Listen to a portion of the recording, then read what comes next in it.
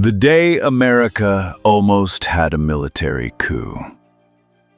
It was a quiet morning. The President of the United States was in the White House. The cabinet was in session. The military was on standby. And somewhere in Washington, a small group of powerful men were deciding whether or not to remove the leader of the free world by force. This is not a conspiracy theory. This is not a movie plot. This happened in America more than once. And the terrifying truth is, it almost worked. Today, we are going inside the moments when American democracy came closer to the edge than most history books will ever admit. We are talking about the plots, the generals, the politicians, and the egos that nearly broke the republic. Not from the outside, but from within the very institutions sworn to protect it. Stay with me, because what you are about to hear will change the way you see American history forever. Before we dive in, let us get one thing straight. The word coup gets thrown around a lot these days, but what does it actually mean? A coup, short for coup d'état, a French term meaning stroke of state, is the sudden, forcible overthrow of a government. It is usually carried out by a small group. It is almost always illegal, and in most cases, it involves the military. The United States has a long mythology around the idea that this could never happen here. The Constitution, the checks and balances, the civilian control of the military. These are supposed to be safeguards so strong that no general, no faction, no disgruntled politician could ever seize control. But history tells a more complicated story.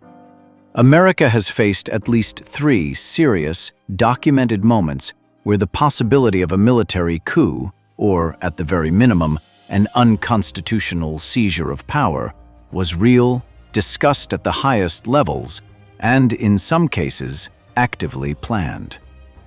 And in each case, the nation survived by a margin far thinner than we like to believe. Let us start with the one that historians consider the most dangerous of them all. The year is 1933. Franklin Delano Roosevelt has just been elected president. The Great Depression is devastating the country. Millions are unemployed. Banks are failing. Hunger is spreading from coast to coast. And in the boardrooms of some of America's most powerful corporations, a dangerous idea is taking shape. A group of wealthy businessmen, bankers, industrialists, and financiers, believe that Roosevelt's New Deal is socialism in disguise. They believe he is destroying capitalism. They believe the only solution is to remove him from office and replace the government with something more favorable to their interests. Their plan? To recruit a decorated war hero, organize an army of 500,000 veterans, march on Washington, and force FDR to either hand over power or step aside entirely. And the man they approached to lead this army? One of the most respected military figures in American history. Major General Smedley Butler. Butler was legendary. Twice awarded the Medal of Honor, beloved by veterans across the country. If anyone could rally a disgruntled army of unemployed ex-soldiers, it was him. There was just one problem. Smedley Butler wanted nothing to do with it. Instead of playing along, Butler went straight to the FBI and to the House of Representatives. He testified before Congress, naming names, describing the plan in detail, and laying out exactly how the conspirators intended to execute their takeover. The conspirators included figures connected to some of the most powerful financial dynasties in America. The names that came up in testimony were jaw-dropping. Men with connections to Wall Street giants, men with access to the highest corridors of power. And what did Congress do with this explosive information? They confirmed it was credible. The McCormack-Dickstein Committee found that there was, quote, evidence that the plot was real. They acknowledged that Butler's testimony was largely accurate. And then, almost nothing happened. No major prosecutions, no public trials. The story faded from mainstream history. Most Americans today have never heard of the business plot. But the plot was real, and it nearly worked. Not because the conspirators were brilliant, but because they got very close to finding the right man to lead it. If Butler had said yes, American history could have unfolded in a direction almost impossible to imagine. Fast forward 30 years. The Cold War is at its peak. America is locked in an existential standoff with the Soviet Union. The threat of nuclear annihilation is not abstract. It is a daily reality that shapes every decision made inside the Pentagon. And inside that Pentagon, some generals are growing frustrated. President John F. Kennedy came into office in 1961, carrying enormous expectations. He was young, charismatic. But to some of the most senior military figures in the country, he was dangerously naive. After the failure of the Bay of Pigs invasion in Cuba, tensions between Kennedy and the Joint Chiefs of Staff reached a boiling point. The generals believed Kennedy had been too cautious, too indecisive, too unwilling to use American military power to finish the job. Then came Operation Northwoods. In 1962, the Joint Chiefs of Staff presented President Kennedy with a classified proposal. The plan called for the CIA and the military to conduct false flag operations, staged terrorist attacks on American citizens and on American soil, which could then be blamed on Cuba, giving the United States a pretext to launch a full-scale invasion. The proposals included sinking boats full of Cuban refugees, hijacking planes, faking attacks on the American military base at Guantanamo Bay, staging bombings in American cities. The plan was signed by the chairman of the Joint Chiefs of Staff. It was a formal, official military document. Kennedy rejected it outright and was furious. Operation Northwoods was declassified in the late 1990s and confirmed by the National Security Archive.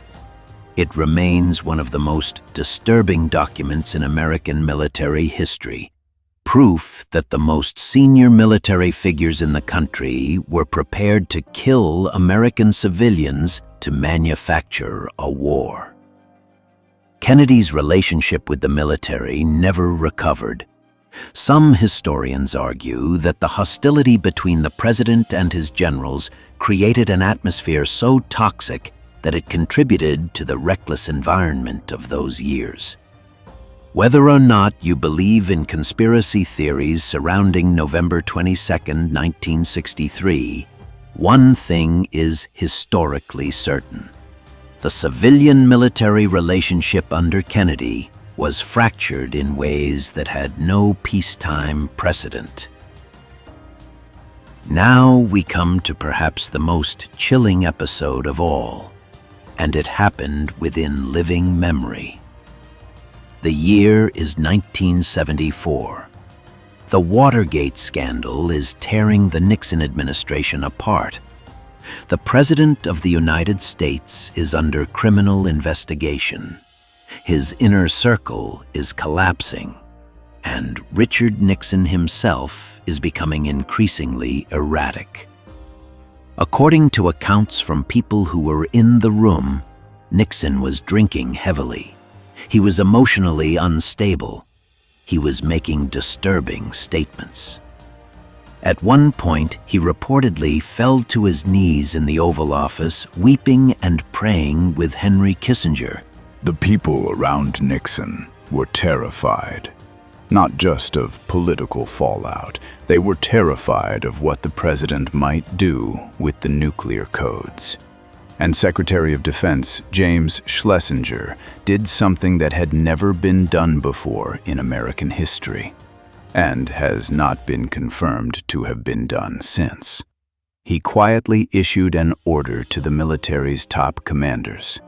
The order went something like this: if the President of the United States issues any order at all, for a military strike or nuclear launch, the commanders should not execute that order until they had confirmed it with either Schlesinger himself or Secretary of State Henry Kissinger. Let that sink in. The Secretary of Defense, a civilian official, quietly placed himself in the chain of command above the President of the United States, without any legal authority to do so, without Congress, without a constitutional amendment, without any democratic process. It was not a coup, but it was the infrastructure of one. Schlesinger's defenders argue he was protecting the country from a mentally unstable president, and there is a strong case for that. An incapacitated president with his finger on the nuclear button is a genuinely terrifying scenario. But the precedent it set was profound and deeply unsettling. Senior officials had decided, on their own authority, that they knew better than the constitutionally elected president, and acted accordingly. Nixon resigned on August 9, 1974. The crisis passed. But the secret of what Schlesinger had done would not become fully public for decades. So why does any of this matter? Because every single one of these episodes followed the same pattern. A moment of crisis. A group of powerful people who believed they knew better than the system. And a decision to act outside the rules for what they told themselves were the right reasons. The business plot conspirators believed they were saving capitalism. The generals behind Operation Northwoods believed they were protecting America from communism. Schlesinger believed he was preventing nuclear war. They all had reasons. They all believed they were right. That is the thing about coups and near coups. They are almost never carried out by people who believe they are the villains of the story. They are carried out by people who are absolutely convinced they are the heroes. The Constitution exists precisely because the founders understood this. They had read their history. They knew what happened when powerful men decided the rules no longer applied to them. They built a system specifically designed to frustrate that impulse. And yet, even that system has its limits. The safeguard in 1933 was not the Constitution. It was one man's conscience. Smedley Butler could have said yes. He did not. The safeguard against Operation Northwoods was not a law. It was one president's moral clarity. Kennedy could have said yes. He did not. The safeguard in 1974 was murky. Schlesinger acted without legal authority. He may have been right, but he also set a precedent that could be used by someone far less principled in a different crisis. In the end, democracy does not survive because of documents alone. It survives because of people, flawed, complicated, sometimes terrified people who choose in the critical moment to hold the line. The story of American democracy is not a story of inevitable triumph. It is a story of near misses, of narrow escapes, of moments where the whole thing almost went sideways. And did not, because someone chose to do the right thing. Smedley Butler chose honesty over power. Kennedy chose the Constitution over the advice of his generals. And in a strange, complicated way, even Schlesinger, acting outside his authority, chose restraint over the alternative of doing nothing at all. The next time you hear someone say, "It could never happen here," remember this video. Remember 1933. Remember Operation Northwoods. Remember the quiet orders that went out from the Pentagon in the summer of 1974. It has nearly happened here, more than once. The question worth asking is not whether it could happen. The question is, who will be the Smedley Butler of our generation? Who will be the person that, when the moment comes, chooses the republic over power? History is watching. It always is. If you found this video valuable, please share it. Subscribe for more stories about the hidden turning points of history. And leave a comment below. I want to know which of these 3 episodes surprised you the most. Thank you for watching, and stay curious.